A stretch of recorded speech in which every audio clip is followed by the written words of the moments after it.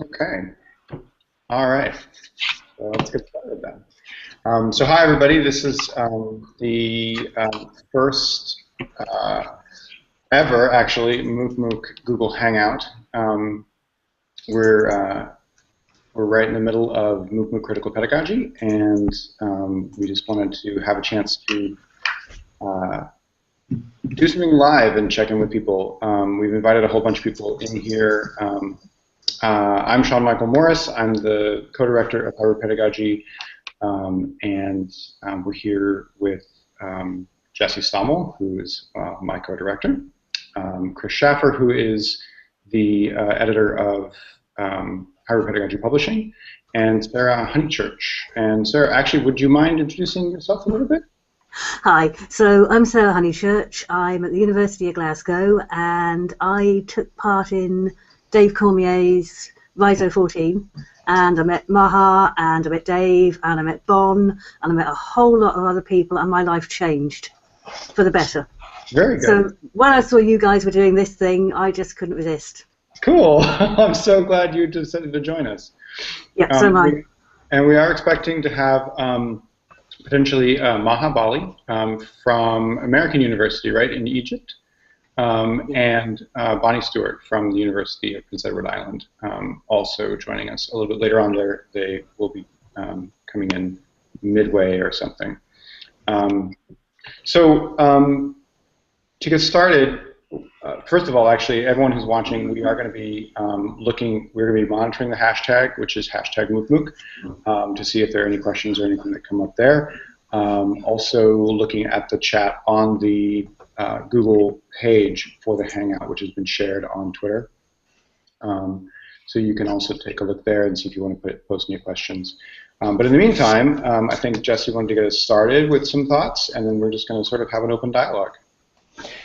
Yeah, I thought I would start us with a quote from one of the, so MOOC MOOC Critical Pedagogy, essentially what it is it's a massive open online book club. We flirted with what the acronym for this thing would be. Ultimately, we just decided to stick with the acronym MOOC, but one that we tossed around was MOB Club, Massive Open Online Book Club. So far we've read, essentially what we're doing is we're pairing critical pedagogy texts, sort of foundational critical pedagogy texts, with contemporary odds and ends, things that don't necessarily always fit together or fit together strangely. And then hopefully throughout the course of the 6 weeks, we're essentially letting the conversations arise from the participants. And so our hope with this is to have a midway point, just kind of discussion where we jump around across some of the topics that we've covered over the last 3 weeks. So what we've read so far is bell hooks, Paulo Freire, and Henry Giroux. And I'm going to start with a quote from bell hooks and use this to kick off our discussion. She writes about the notion of pleasure in the classroom.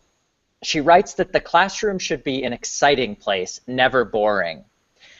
So the question is, how do we create these educational spaces of pleasure and even fun? And what barriers are there to pleasure and fun that institutions erect?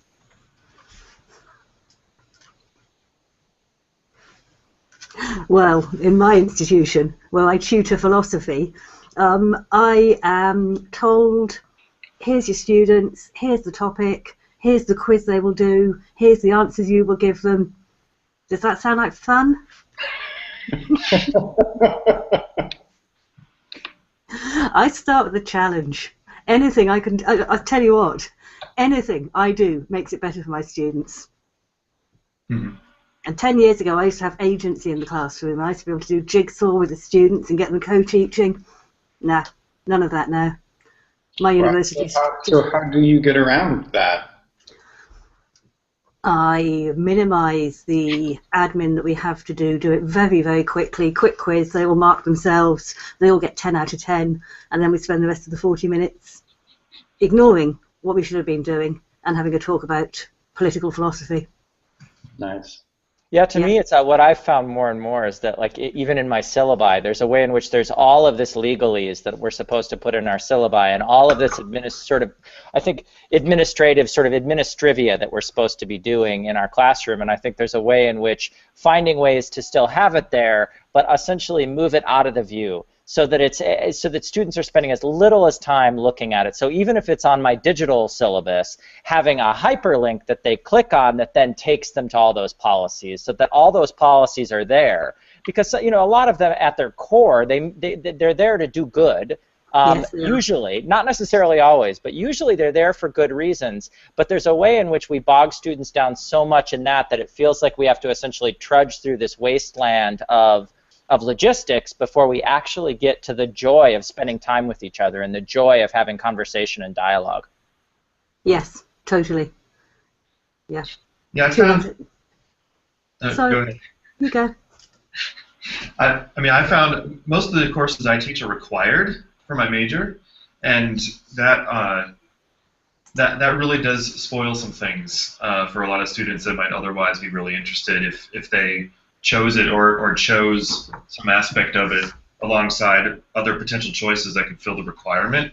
So the idea of sending everyone through the same thing and requiring at a certain time, a certain place, and then the idea we've got music schools so segmented that theory is here, ear training is here, history is here, performance is here, and the idea that theory is covered in theory class. And so we don't do it over here, and so when the person that they came to study with and the activities that are #1 priority for them in terms of their performance or composing are theory absent, but theory is required, then it just becomes this battle of constantly kind of reinforcing its importance, its usefulness, its interestingness, its fun to people who are predisposed against it because they've just been told to take it. Yep. And absent everywhere else. And so I've just been really thinking about how to integrate, content and perspectives, but also integrate levels of students to try to mimic what they're getting in the orchestra. Grad students, undergrads together, kind of rotating parts, learning from each other, with the conductor who can't tell you how to play the horn, how to play the violin, how to play the cello. They have to learn from each other, and they motivate each other, and they're there because they want to be. And then you don't have to grade. They show up, they play the concerts, they get an A, boom, we're done. Let's make some music. We have places in the university where we can still do this, and it's a matter of drawing that into where we are in classroom settings or whatever other settings we're in. I think that this is really a constant process, because the goalpost of sort of institutions is constantly shifting, so that the second that we think we've figured out how to do it in one environment, we immediately have to be figuring out how to, how to mount the next goal that essentially is being erected in our place. I'm just looking at another piece from Hooks where she talks about to enter classroom settings in colleges and universities with the will to share, the desire to encourage excitement was to transgress. Not only did it require movement beyond accepted boundaries, but excitement could not be generated without a full recognition of the fact that there could never be an absolute set agenda governing teaching practices. There's some really great words there, and words that have really kind of hounded education in recent years. The words like agenda, words like set path, words like govern, all of these different words that in a way are antithetical to what I think of as the practice of learning. The practice of learning is very different from governance. And in a lot of ways, learning happens in spaces where we are exactly resisting governance, where we are opening ourselves up to things that we don't know rather than things that are constrained and held and controlled. I think, too, you can make that, you can actually, one of the things that I always enjoyed when I was teaching was just making transparency sort of playful. The syllabus review, for example, that everyone had to go through became hey, look, we have, hello, David. Hi there. Looks like I was the only person tweeting, so I figured I'd join the chat. Yeah, that's great. I'm glad you're here. That's great. Actually, before I continue, do you want to introduce yourself? Well, I got into all this because I met Chris Schaffer, so I also do music. I don't really need to say anything else right now. All right. Very cool. What I was saying was from the very beginning, walking into the classroom, trying to make transparency into something that was not just me being transparent about my teaching, but also us as a class being transparent about the institution that we belonged to. and trying to make that sort of playful. I was always very much a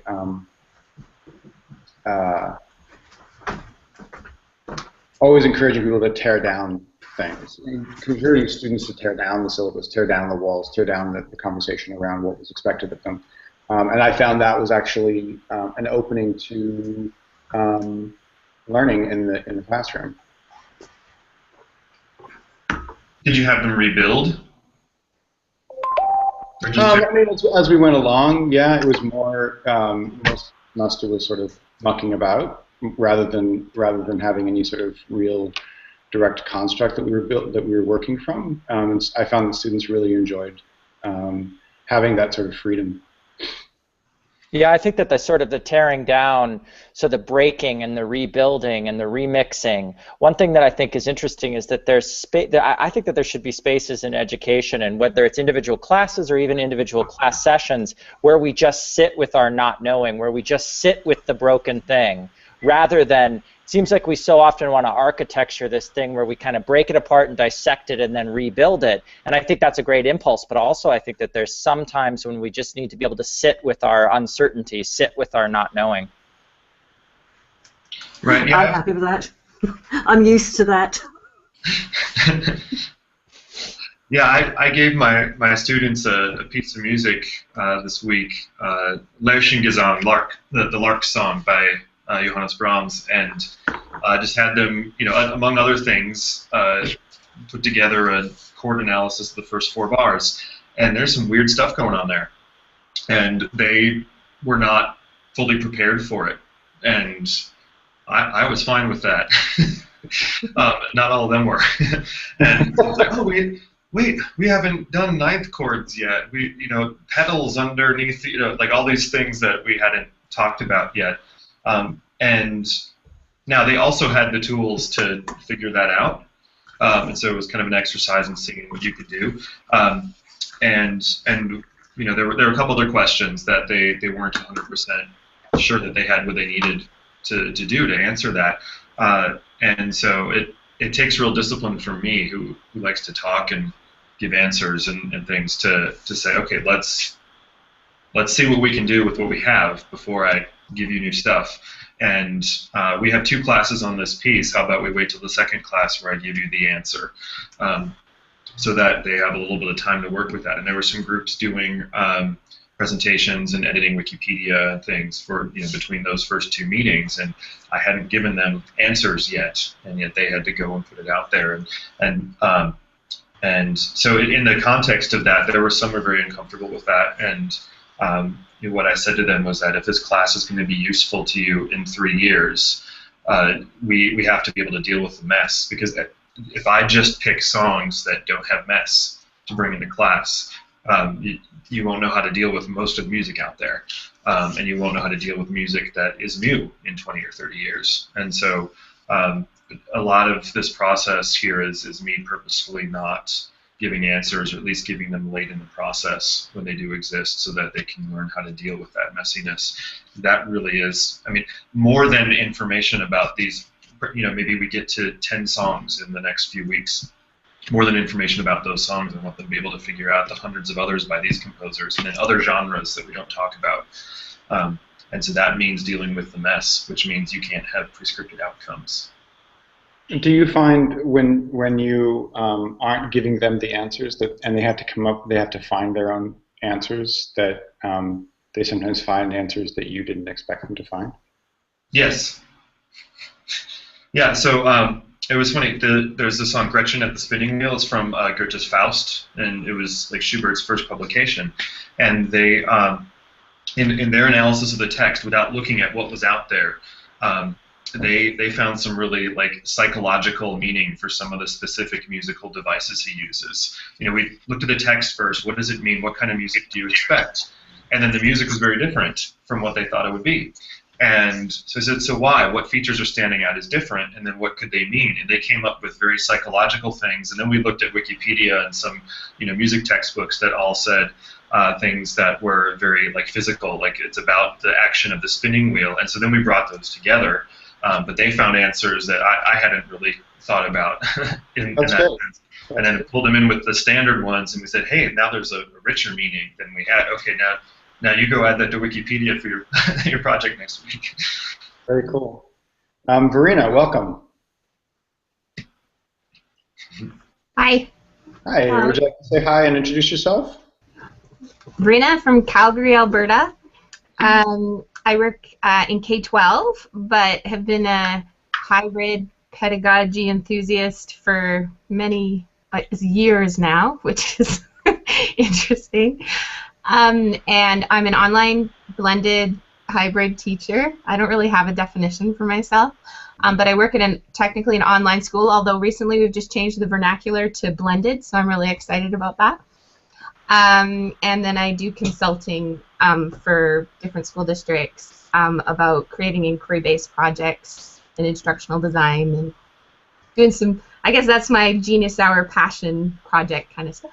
Fantastic. Very cool. I actually have a question for Verena and for everyone, but anyone can feel free to chime in. And it's getting at so we're talking about joy and we're talking about excitement and how do we create spaces without agendas in our classrooms and how do we resist the standardization of education that we're seeing kind of across the board. And I'm wondering if we think that this happens different in online environments.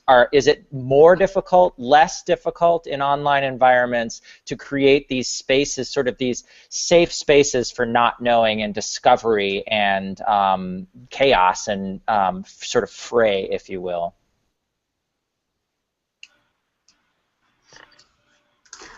I think it depends on the people you've got doing it, because I know I keep harking on about ISO 14. Me and Maha, we just talk about it all the time. But I know that some people hated it because that Dave Cormier guy, he wouldn't give us any answers. He just asked these annoying questions, infuriating, and we go off and we blog about how much we hated his stupid questions. That was kind of the point. But that was great. But what we formed from that is such an amazing community. And from not knowing each other, we started to trust each other. So now when Maha blogs, I go and read it, and I normally comment because I love it. But you know, we're like a sort of highly functioning group of individuals, and we found it hard. So how do we do that for our students? And it's really, really hard. My first years, they struggle. They struggle to even speak, let alone read a philosophy book, let alone come up with a thought about it. And it is easier for them online because they've got the critical space that they can go away and think about things, have the tutorial with me, think about it, and then very tentatively sort of maybe write something on a Moodle forum, and then find everybody else comes in going, oh yeah, that's great.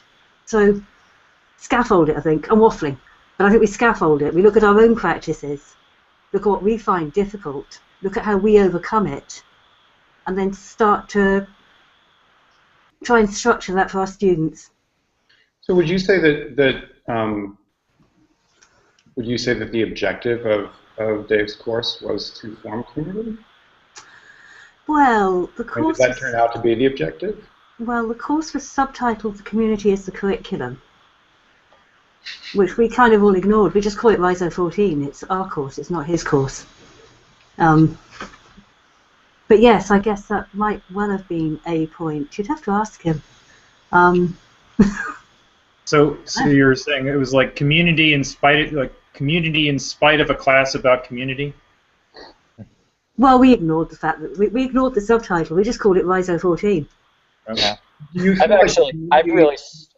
I'm sorry. I was going to say, do you feel like the community generated its own content, it generated its own curriculum in a way? And then the follow-up question to that is that how we do it online with our students? Instead of thinking, how do we get them to meet our curricular goals, how do we get them to generate their own curriculum?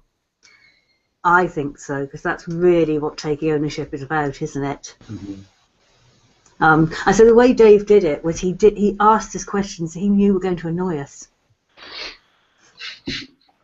If we're gonna pick on Dave Cormier, which is easy to do, so I remember when I was creating my K-12 MOOCs, and the idea was I followed open principles, connectivist learning. I followed the rules, which is what you're getting at. Follow the rules as opposed to just kind of going with your instinct and following the student and following the learner.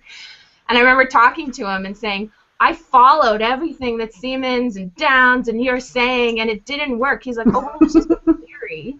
It wasn't supposed to work. You're just supposed to try it and see how it worked. And I think that was the biggest learning, that you don't follow how it works by any certain textbook or template. And that's what you're getting at. And I'm thinking, in my own class, I teach forensic science, and I was going away to a conference for the weekend, so they were building, in my mind, the objective was to do a summary of this crime scene.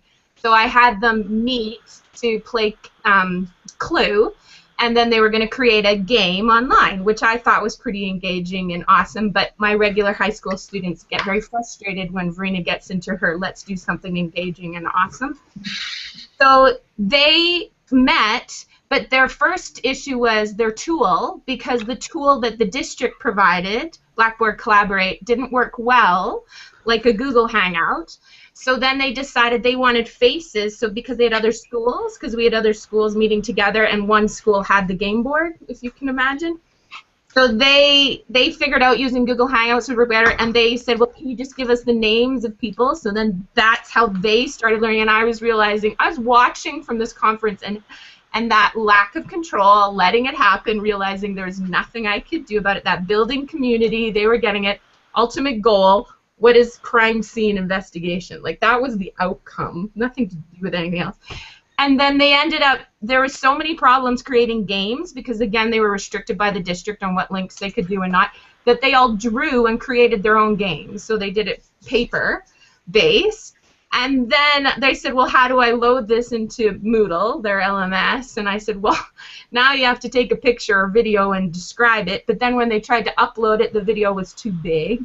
Like, but yet all those things that they had to overcome, that's what you're getting at. They had to figure it out. I was there facilitating, guiding it.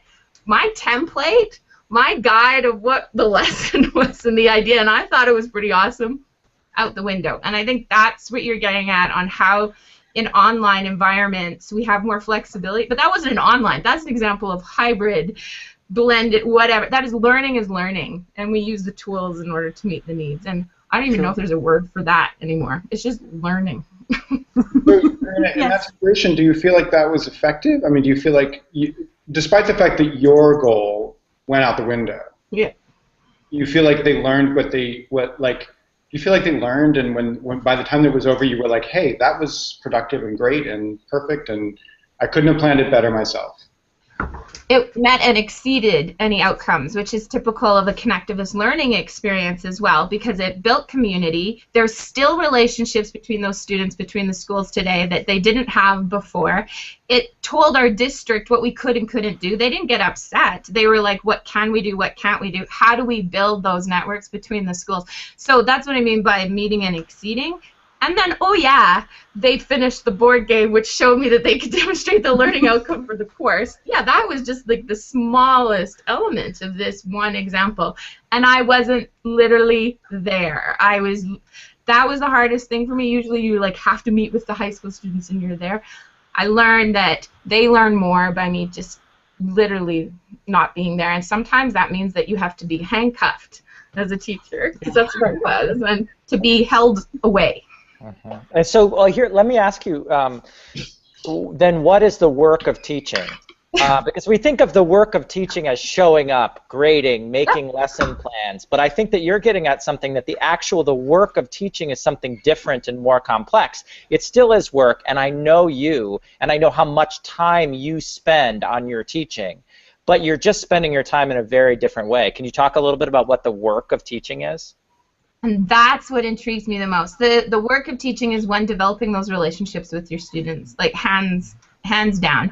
And then scaffolding, not content, not outcomes, but developing the next relationship. And that's what nodes of learning that we hear about, or nodes in connectivism. It's how do you develop those relationships between. In high school, I had to do a little more than I ever did in a MOOC, for example. In a MOOC, you're left alone a lot more, and you have to, as an adult learner, you are expected to try to find those connections and those networks, which I think we need to work on a little bit more. But in high school, and going down to about 13, I wouldn't do this with anyone obviously under 13, for a wide variety of reasons, even though I was only using tools that you can legally use with 13-year-olds, I'd like to say, or under 13-year-olds. The role of the teacher is strictly to develop relationships, get to know those students, and in my case, I developed relationships between two students who I knew could take on the leadership to get this project going. And I checked in with them. I didn't check in with all the students. Their check-in and that formative assessment was me sending them the emails, telling them what was up, telling them who was in charge, telling them who they could connect with, support, support, support. But in the end, some kids I ever got a video from them. And they were a group video, so they never actually directly connected with me.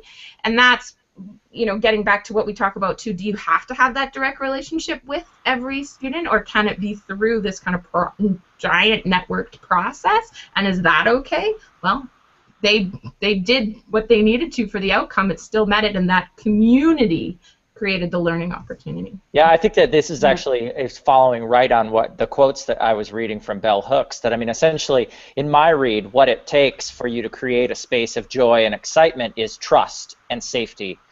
Those are the things that, so that when you're doing something, you just trust that it has value. You're not constantly saying, is this serious learning? Are we doing something that really matters? When you have that kind of intimacy in those relationships, it's two things. You trust, and also you just know that what you're doing has value. You don't have to constantly be trying to make it legible, because I think there's a way in which the best learning is in fact illegible, because it's getting at something that we don't yet have the words for. And to try to imagine that I could put the words to make something legible into an outcome that I wrote in advance of the learning is to sort of miss the sort of glory of what you're talking about, which is these dynamic relationships that occur and develop and resonate on the fly.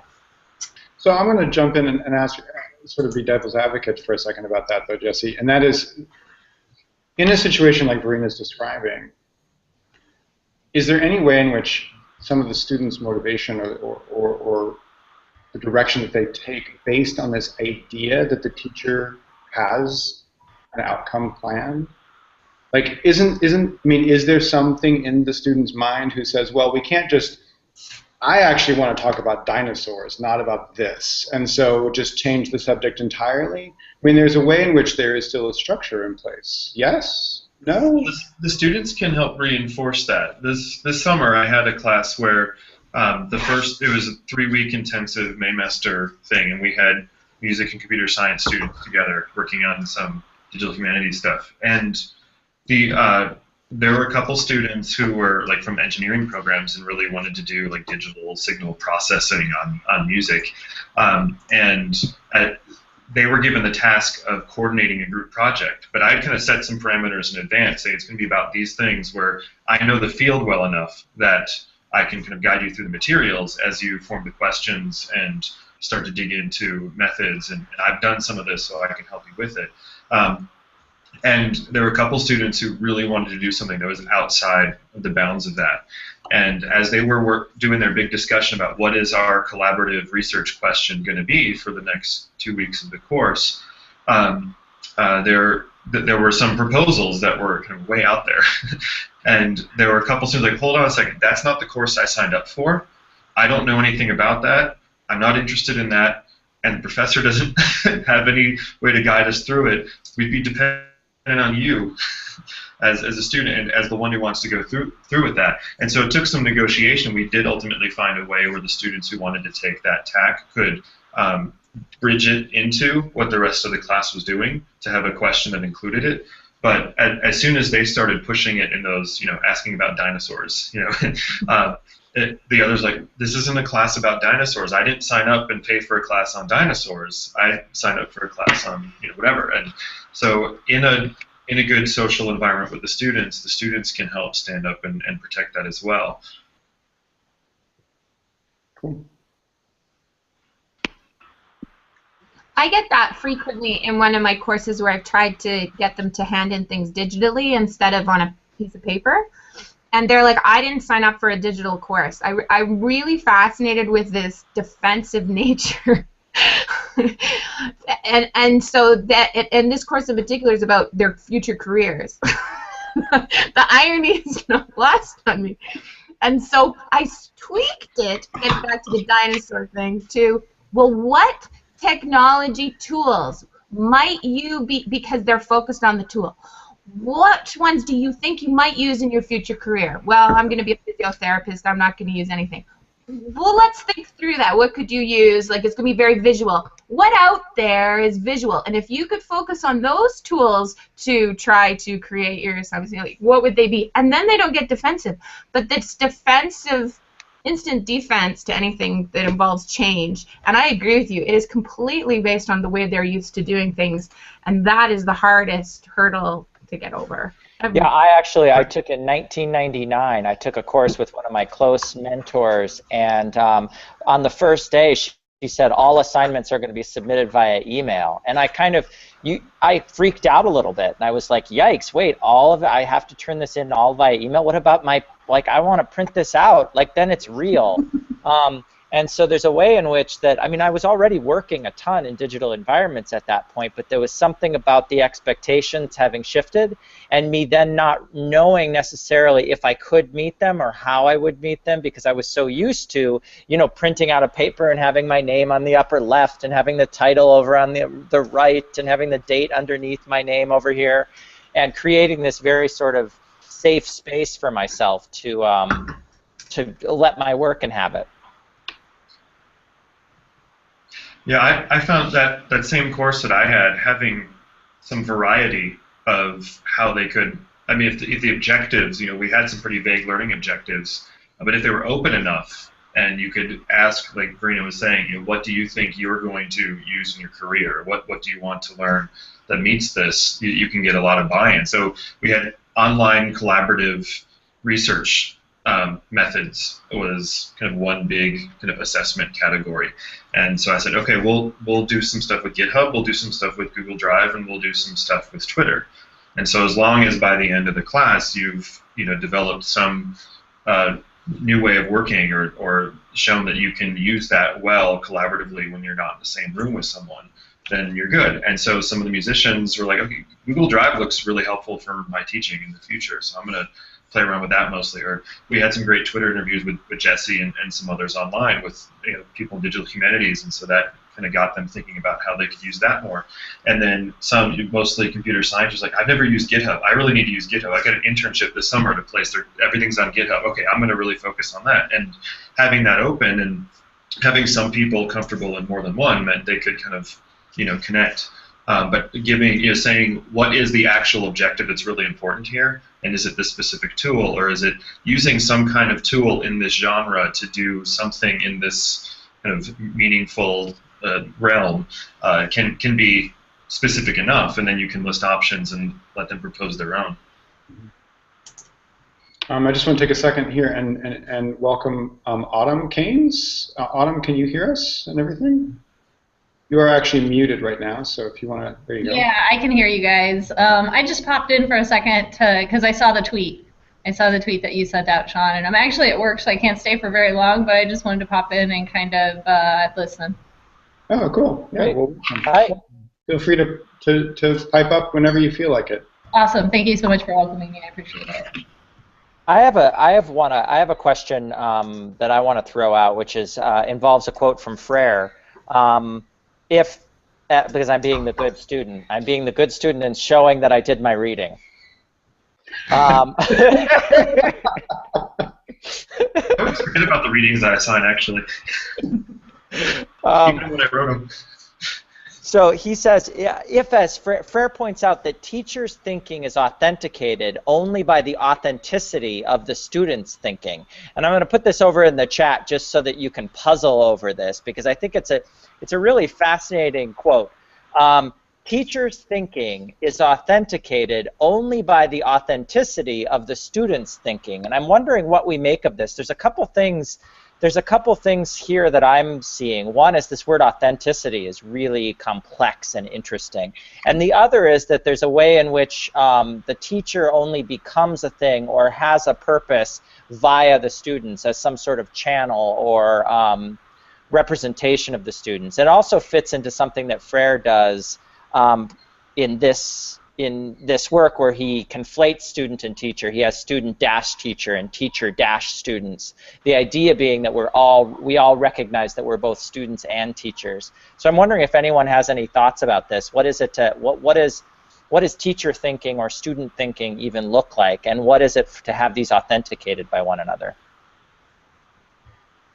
Well, I guess if you're authentic as a student, then you're probably internalizing your learning, and you're probably doing it intrinsically, I think.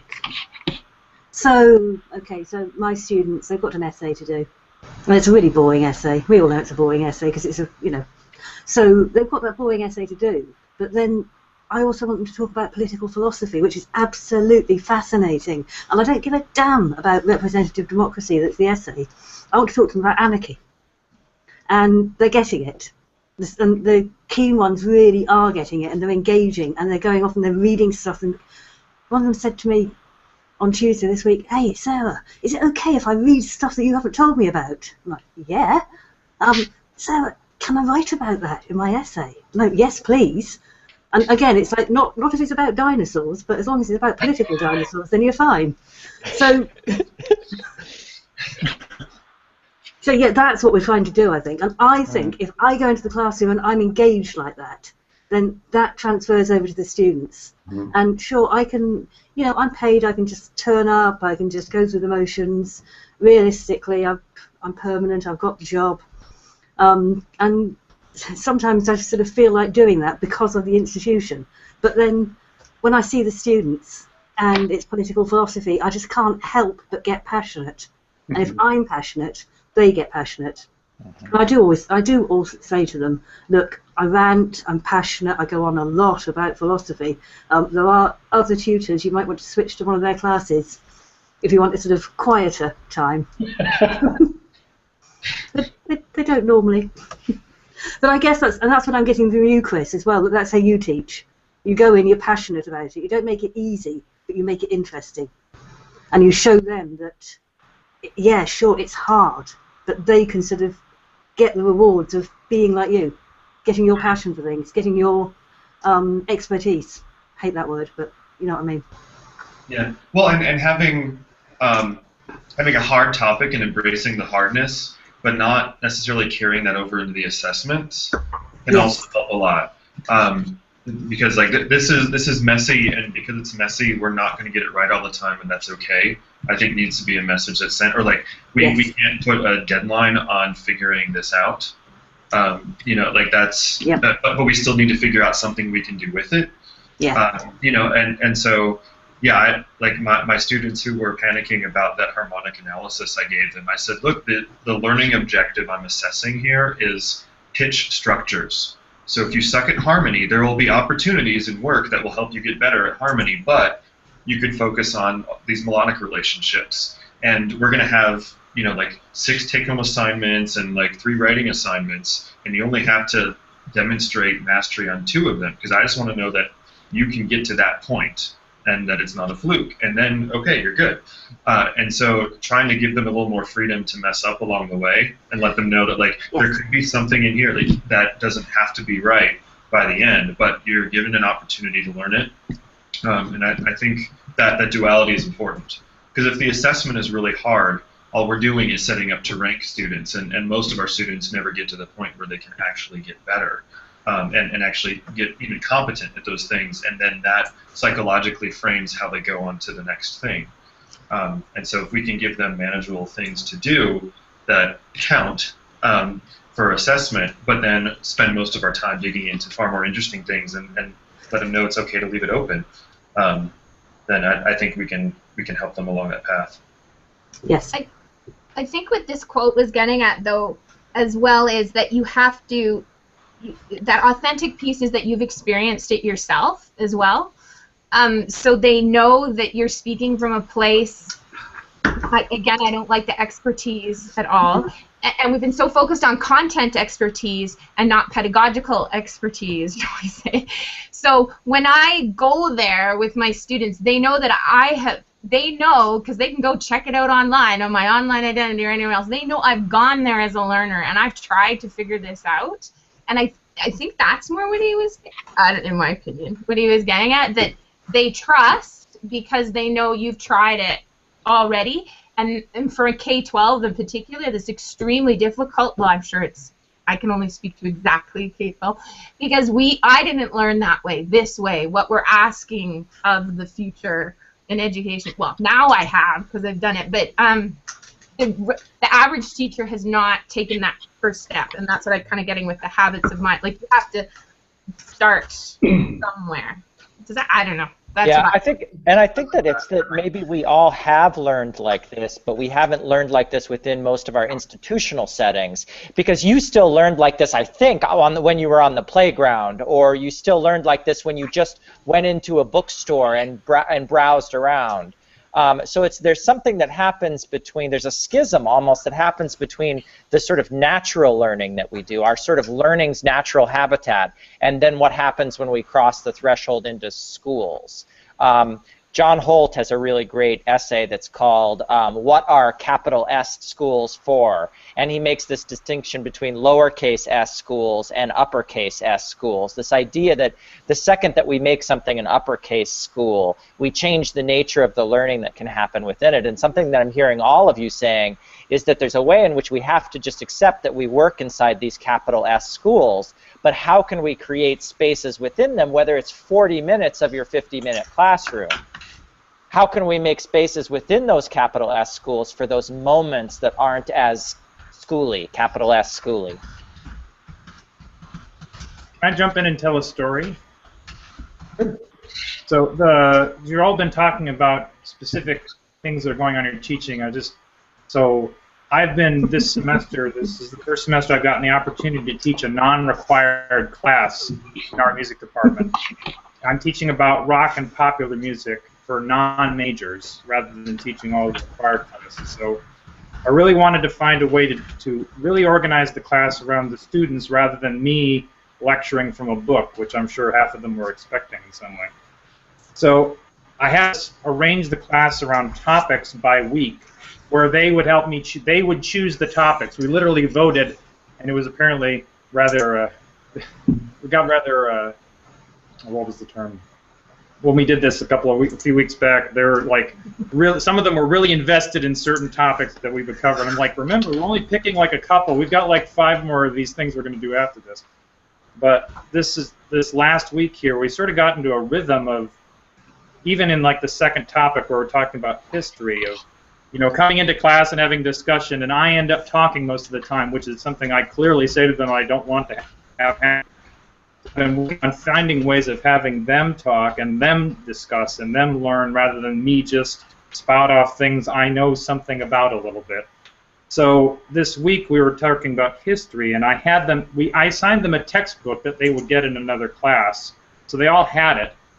But what I had them do was they all read one chapter of the book, and they all wrote up a page. I forced them to take a huge, like a decade of music history, which is like covering hundreds of people, and put it on one piece of paper.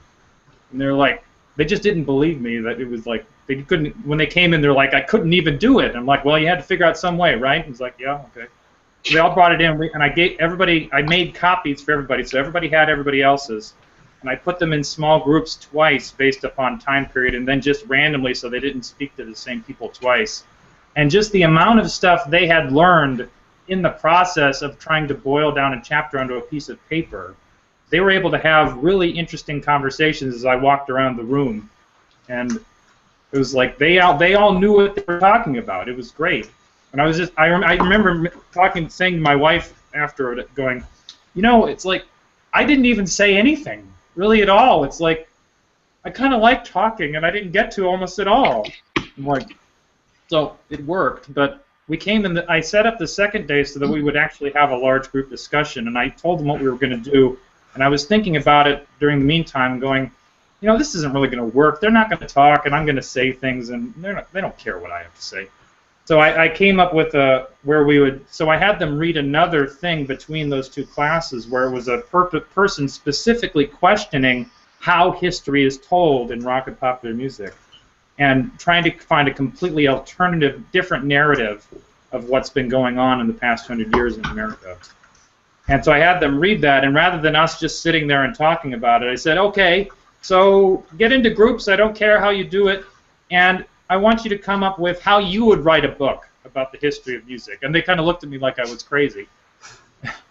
And it was, and they were kind of, some of them struggled, and I walked around and talked to them when they were having trouble, but they all came up with books that they all actually thought were very interesting by the end, just sort of outlines of what they wanted to talk about, and they're all in ways that I never expected they would come out with. So I managed in a couple of classes where last week I had been doing most of the talking, to them doing stuff almost all class, and I just sort of sat there and stroked my chin going, hey, great, like I have no idea, like, you did a bunch of stuff that I had no idea what was going to happen. So trying to empower them to do things that are, in this question of authenticity. That was them being authentic and doing what they were led to through, I set up some very minor boundaries and said, go, and they did stuff. It was great. That's a great story. Very cool. So we had a question earlier for Dave, and then he showed up magically. I think that he heard he felt his ear itching, and then he magically appeared.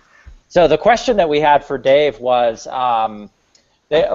people were talking about RISO 14, and they basically talked about how they stole the course away from you. And the question that I think Sean asked was that the goal?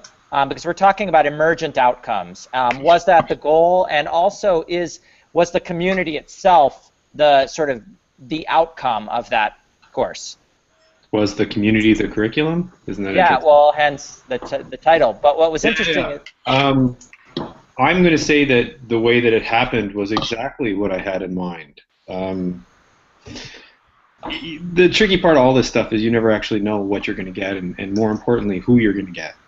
So while the idea of having a community of people who are all talking and researching the same things I'm interested in is certainly the kind of outcome I would like to have, it's pretty tough for me to say that I was hoping, that I was intending or designed for that to happen.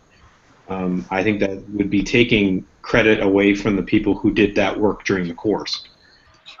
Certainly there are a group of about 15 or 20 folks who dug in pretty deep at the beginning. And groups of people that formed around those conversations that led to a community becoming that curriculum, becoming the outcome for that course. But I have no guarantee or no way of knowing even whether or not that'll happen this year. I'm certainly sensitive to the conversation that was happening before, in the idea that the hardest thing for me is not talking. That's always the hardest thing for me, and people who are in RISO 14 are probably sensitive to that as well. I have a hard time shutting up. I like to talk. I like to hear the sound of my own voice.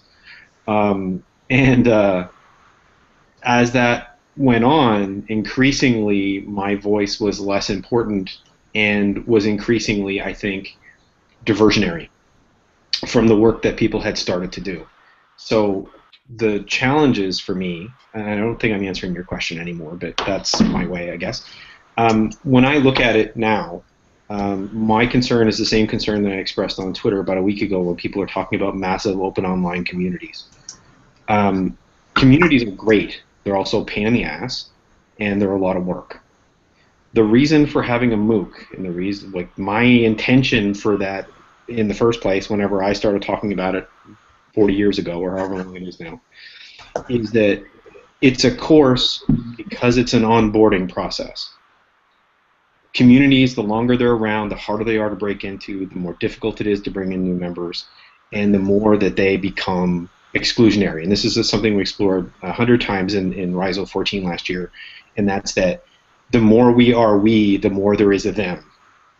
And for me, the course gives everybody a common place to start and allows for a new onboarding process to happen. So this year, that's why I'm using a different hashtag, we're using different Facebook pages, a different approach, different everything.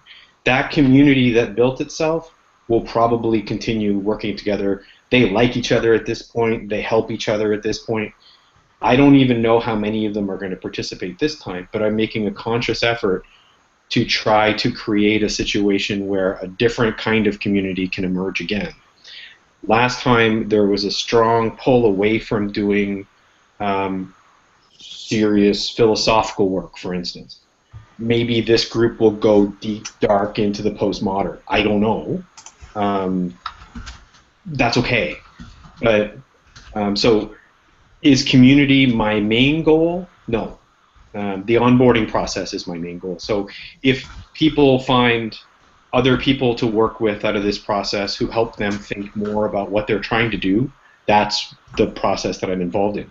If a community forms together in one space coming out of it, that's good too, but you can only have so much of that kind of stuff. You can only be a member of so many communities. And I think that multiple membership stuff happens at various levels, and to some degree the idea of everybody trying to create community all the time is counterproductive. So, wow, did I ever not answer your question? But those are the thoughts that I'm dealing with right now, right? Because it's all of these multiple layers of stuff, and it's fine for people. I mean, I was arguing with Philip Schmidt and Cog about this last week. It's fine for everybody to talk about community, but if you tried to form a community for everything you wanted to know, you'd never get anything done. And I'll stop talking after this, but Francis Bell had my favorite comment about this. Reified knowledge may not be true, but it's super, super useful. And sometimes you just need to be delivered stuff that you can use right now, and that's not a community process, right? So when we talk about these beautiful learning communities, we just have to keep that in mind. And that's what I'm trying to remind myself of this time, is that one community is not what I'm intending. If it happens, super. It's onboarding, it's introduction, it's that creating an ecosystem where connections can happen is the goal, and how those connections come together is something that hopefully will be an organic process.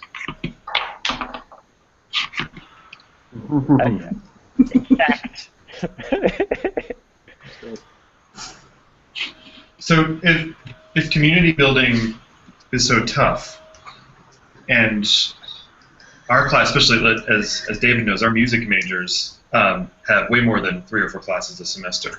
The people overlap a lot, but they take a lot of classes. If they all can't be a community because that's too much work, that's too heavy a burden for them to be members of that many communities, can we still have social learning without fully building a community? That's a tough question. Thanks. I think that several people who are formed in, start at the beginning. Community-like, or community-light, as I think I called it the other day, is not such a big pain. And there are community-like activities where you can help each other to learn, which are perfectly great. What I'm talking about when I say community is when you get to the point where people start talking about their dogs and start talking about the things that they care and love about over a long period of time. So I've been in a community called EdTech Talk since 2005. That group's still together, right? And the RISO 14 community, they stopped offering weeks, but they're still together. That's still an active discussion space. I'm in there probably once a day. That's a dog. Once a day. And that conversation continues. In terms of students in my classes, I'm always trying to build that community-like atmosphere, but it rarely will one of the courses that I sort of run, like my face-to-face courses, will they stay together for years afterwards. It's happened once or twice. But I think you can still get those community-like activities.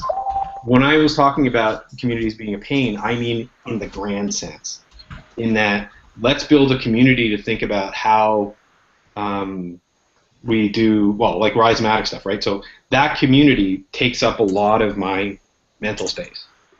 And that's great, because it's my research. It's the stuff that I care about. I wouldn't want to have too many more of those that were ongoing. It's too much. Yeah. This is why, and Maha says this, she can do like 1, maybe 2 C MOOCs at a time. Millions of X MOOCs, but she can only really engage because it is about community building. Well, and it's interesting that when I've taught large format MOOCs, or even just large courses, or even just courses of 35 people, there's a way in which I can't actually be intimate or close with all 35 of those people, and I can't do that incredibly fast. And especially, imagine I'm teaching several thousand people. I can sort of model intimacy. I can model ways of interacting and ways of being vulnerable, but I'm not actually vulnerable with 3,000 people. There's a way in which I don't know that we can actually do it. But on the other hand, that isn't to say that every time that I've been in a CMOOC or taken a CMOOC or taught a class of 35 people, I haven't made at least one dear friend. So it's like being open and being willing to be intimate and vulnerable, but also accepting that we can't do that with every single person that might be in the course. So there's a way in which it's modeling a kind of intimacy that we want others to feel like they can do, but not necessarily taking on the burden of having to do that constantly. Yeah, I think throwing a couple things on that. If we're talking about student agency and building a community is not a series like in a class of 35. It's not 35 one-on-one relationships with the faculty at the center. Like if we want to break down that hierarchy, we've got to not need to be in every relational a node in every relational network in that community. And shoot, I forgot the other thing, but anyway, that's enough.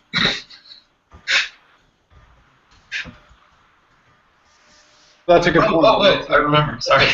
So Bell Hooks, in the chapter we didn't read from Teaching to Transgress, talks about how some students were jealous of others for having a kind of intimacy with her that they didn't.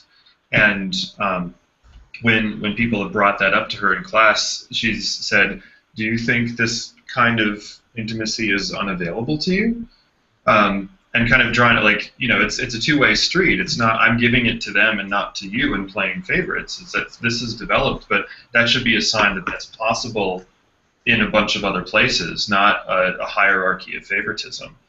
That I find that tough as a young male professor to kind of have that kind of just because of the power relations that are there already that you have to work through and or against.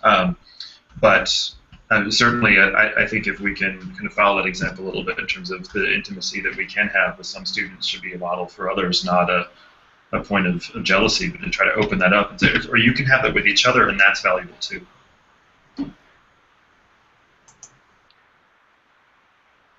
Cool. We are actually right on the hour, just about. So if anyone has any concluding thoughts, we can offer those up. Otherwise, this has been really great. Does anyone have anything else they want to just finish up with? Yeah, just one thing.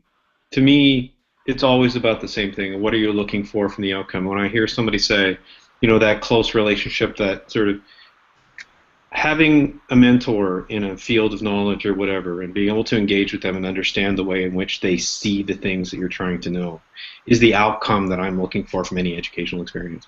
Without that opportunity to connect with someone, even if that person isn't necessarily connecting back, and given what saying earlier that they don't always have the time, or you can't have total emotional connection going out, it still happens coming in, right? So to me, that's what we're looking for, and the more we can share that vulnerability and share our sort of the ways in which we see things, the closer we get to what learning might be.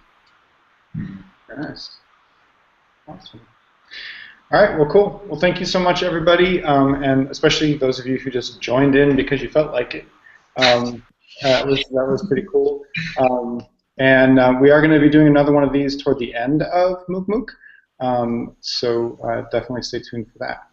And we hope that Maha will make it to that one, and I'm fairly certain Audrey Waters is she's helping co-lead that week, so I'm fairly certain she's going to make it, unless Dave drags her off to some other adventure on the ice. Audrey Waters. All right. Well, thank you all so much. Thank you.